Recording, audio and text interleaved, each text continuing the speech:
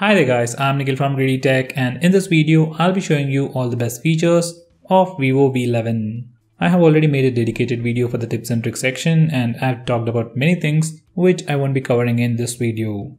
So definitely check out the video on tips and tricks section, link will be in the description. By the way guys, I have used Vivo V11 Pro in this video, and you will find similar features even on Vivo V11. Now with all that said, the first best feature about this phone would be the display. Now unlike the Vivo V9, this phone packs a massive 6.3-inch IPS display with Full HD Plus resolution with the new water drop design. It has really small bezels all around, so except for the small notch at the top, this phone is truly bezel-less. Even the picture quality and sunlight legibility of this display is pretty impressive. Now the next best thing about this phone would be performance. This phone packs a Helio P60 processor with Mali G72 MP3 GPU with 6GB of RAM and 128GB of storage. Now purely in terms of raw performance, it is definitely no match to the Poco F1, but this is a retail phone and comes with good cameras and the new water drop design, so overall performance is still pretty good. Now going on next, it even has a super fast face unlock feature. Now in good lighting conditions, obviously just like the Vivo V9, it is fast, it is instantaneous, and most of the time I couldn't even see the lock screen. But with this phone we also get an infrared sensor on the front to help it unlock the phone faster in low lighting conditions using facial data. So even in low lighting conditions and even in pitch black conditions, face unlock works and it is super fast. Now going on next, this phone even supports portrait mode for both the front and rear cameras. Now these are some sample pictures. Edge detection is pretty good on the rear camera and it is comparatively better for the front facing camera. Now going on next, this phone even has face lighting effects. Now just like the iPhone X, we can choose different lighting effects while taking portrait selfies. We can choose between natural light, studio light, stereo light, and monochrome background. These are the sample pictures.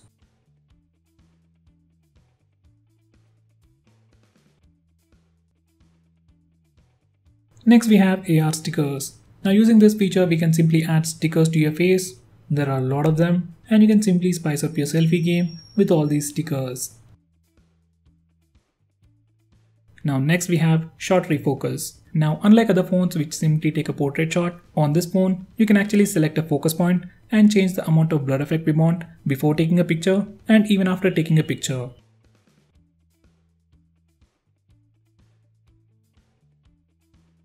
Next we have navigation gestures. Now just like the iPhone X, we have navigation gestures on this phone. Once you enable it, you can swipe from the left side for toggles, swipe at the center to go home, swipe and hold for recent tabs, and swipe on the right side to go back. If you don't like this setup, you can swap the left and right gestures. Next we have double click to light. Now just like the name suggests, once you enable this feature, you can double tap the screen to wake it up. This goes very well with the face unlock feature. Just double tap the screen to wake it up, and once your camera sees your face, it will immediately unlock the phone. Next we have some camera gestures. First one is touch to capture. Simply touch the screen to capture the shot. Next we have voice capture. Now once you enable this feature, every time you say cheese, your phone will take a picture. Cheese, cheese, cheese. Now the final gesture is palm. Just show your palm to your camera and it will take a picture in 2 seconds. I find this really handy while taking selfies. Next we have live photo mode. Simply enable it. Every time you take a picture using the front or rear cameras, it'll record few seconds as video and link it with your picture. And you can check out that video in this way. It just adds a little story to every picture you take. Next we have a feature called App Clone that allows us to use 2 versions of the same application. We just need to enable this toggle and go to the home screen and enter the edit mode by simply long pressing an icon. And you'll be able to see the plus button for the applications that support this feature. As of now, very few applications like WhatsApp, Facebook and Instagram support this feature. Next we have Smart Split. All the phones running Android Nougat and above offer split screen mode, where we can use 2 applications side by side. But Vivo offers a stripped down version of it even in 2018 after all these years. It only works on few applications like Facebook, Instagram, YouTube and so on. I really wish Vivo could support split screen mode for all the applications.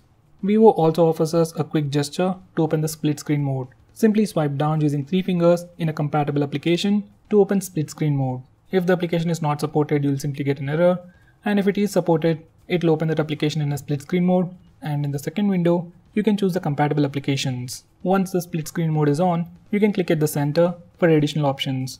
You can close either of the windows, swap them, or choose a different application. Next, in settings, we have this option called Smart Click. It's a quick shortcut to allow you to perform some actions when you press and hold the volume down button when the display is off. I prefer to use the flash. When the phone is locked, press and hold the volume down button to toggle the flash. By the way, it doesn't work if you're playing some music. You can also choose to record audio, open the camera application, and do other stuff. Next, we have one-handed mode. This phone has a massive screen, and obviously you need two hands to use this phone. But for some reason, if you want to use this phone single-handedly, or maybe unlock the passwords or use the keyboard single-handedly, you can do all that from these settings. To completely shrink the screen, you can do this gesture. You can do it again to maximize the screen. Next, we have 3-finger screenshot. Before I show you how to use that, let me show you how to take a normal screenshot. Simply press the volume down and power button both at the same time to take a screenshot. Now coming back to the 3-finger screenshot, simply enable it and simply swipe up using 3 fingers to take a screenshot. It is super handy and I really love this feature. Next, we have long screenshot. Now once you take a screenshot, you'll get a small preview on the top right corner of the screen. Now if you want to take a long screenshot, click the long screenshot button. Your phone will take a long screenshot. Next, we have Air Unlock. If you don't have a password set to your phone, you can simply wave your palm over the proximity sensor to unlock the phone. I wouldn't recommend you using this feature. Simply disable it and make sure you set up a good password for your phone.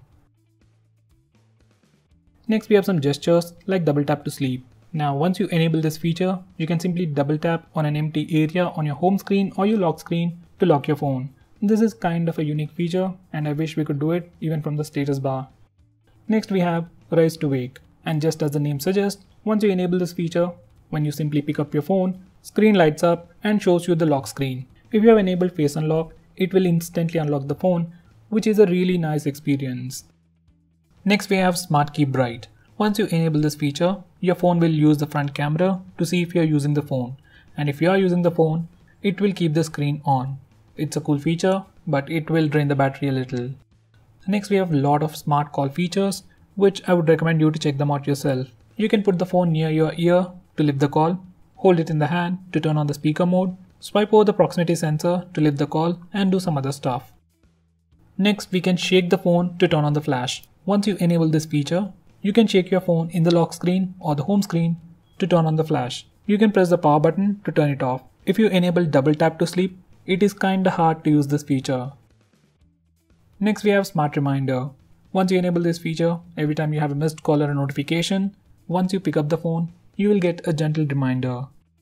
Next, we have Super Screenshot.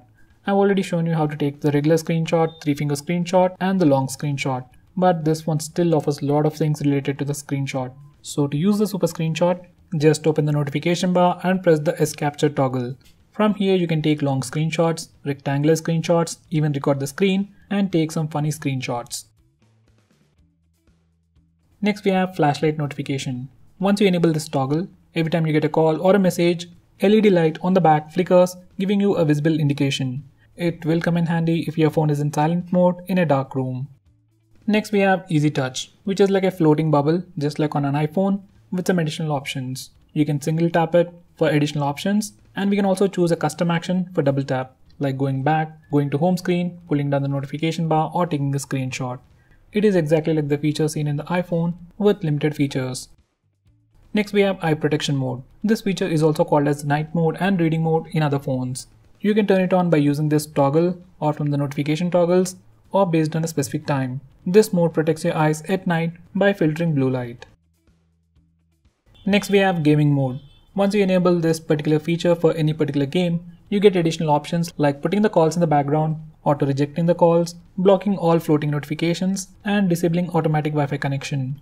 Now, if you play a lot of games and don't want to be interrupted, this particular feature is a lifesaver. Next, we have Face Beauty for video call. Now, this is kind of a unique feature that can be found only in the Oppo and Vivo phones. For some reason, if you want to use the beauty mode while using third-party video calling apps like WhatsApp, this phone allows you to do that. Next, we have Super Power Saver mode. Once you enable this mode, all the applications will be killed and you will be given access to only 4 applications: Phone Dialer, Messenger, Contacts, and Clock.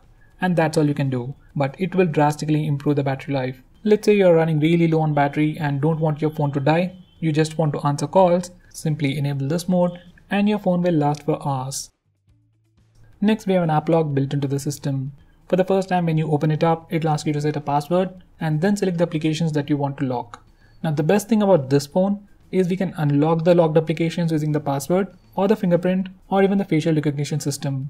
So most of the time, in good lighting conditions, you might never even see the lock screen if you have facial recognition on. Next, we have Task Timer. This feature is called as Schedule Power On and Power Off on other phones, and as the name suggests, it will allow you to power off and power on your phone at a specific time. Next, we have Network Management, where we can disable internet access to applications or Wi-Fi and mobile data.